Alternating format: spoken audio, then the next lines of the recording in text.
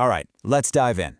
We're stepping into the super high-stakes world of forensic toxicology. And trust me, this isn't some movie scene. We're talking about a real-life race against time where scientists are solving these insane life-or-death puzzles. And you know what? Today, you're the one on the case. So, to really get a feel for this whole challenge, I'm putting you in the hot seat. We're going to run through 3 real-world scenarios, and your mission is to pick the right answer for each one. Think you've got what it takes to crack a poison mystery? Let's find out. Okay, our first case. This one's a tough one. We're dealing with a substance that doesn't hit you right away. Nope, it just waits.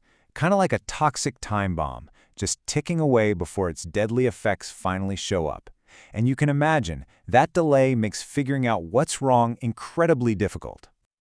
Okay, here are your options. Now, they're all nasty, for sure, but only one is famous for that deadly, delayed reaction.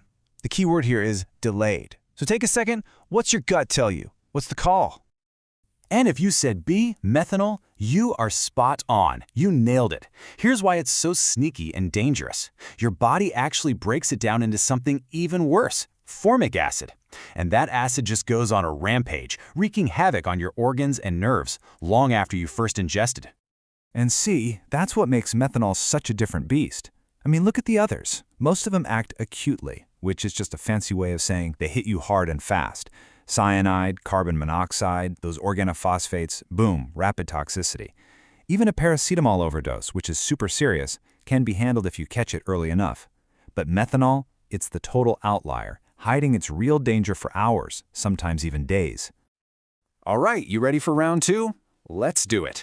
So, in this scenario, the poison's already in the system. It's already taken hold. Our job now isn't just to figure out what it is, but to find the very specific, exact chemical key that can unlock its toxic grip on the body. So we're talking about benzodiazepines. You've probably heard of them by brand names, like Valium or Xanax. They're super common sedatives, but an overdose? Yeah, that can be fatal. Now look at these options. All 5 are antidotes for something, but only one is the specific key for this lock. So what do you think? What's your pick? And the correct answer is B, flumazenol. Here's a cool way to think about it. The benzo fits perfectly into a specific receptor in your brain, right? That's what causes the sedation. Well, flumazenol comes along and basically physically kicks it out of that spot. It just boots it right out, blocks its effects, and boom, reverses the overdose. And this is just a perfect illustration of a core idea in toxicology, specificity. It's everything. You can't just grab any old antidote off the shelf. Naloxone, that's for opioids. Atropine, for organophosphate poisoning. Every single poison has its own unique chemical lock, and you have got to find the one and only key that fits. Okay, time for our final round, and this one's the most complex yet. We're going way beyond just blocking a poison here. We're talking about a situation where a poison has gotten in and literally broken a critical piece of machinery inside the body. So the challenge now is to find an antidote that can actually go in there and repair it. Pretty cool, right?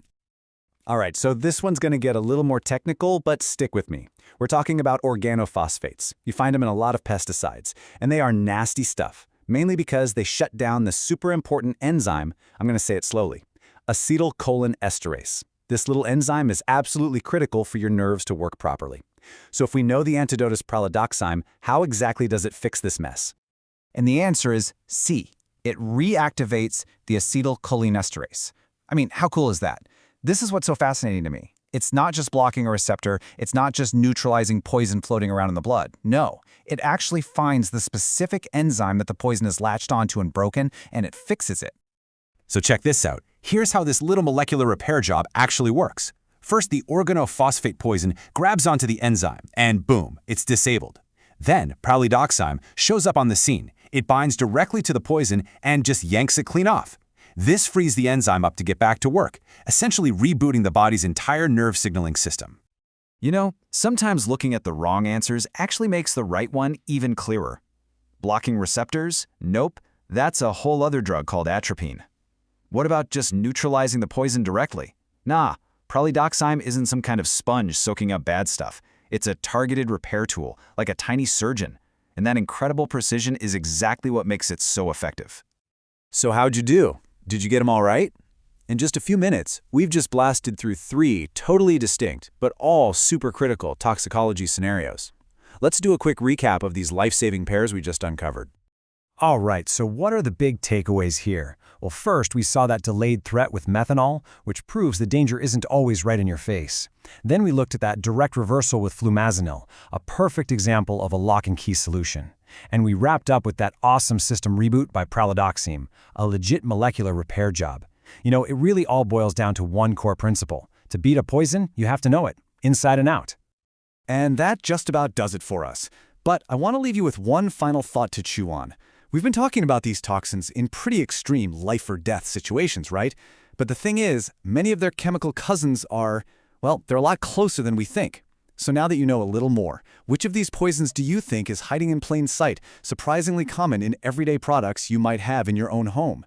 Just something to think about. Thanks so much for joining me.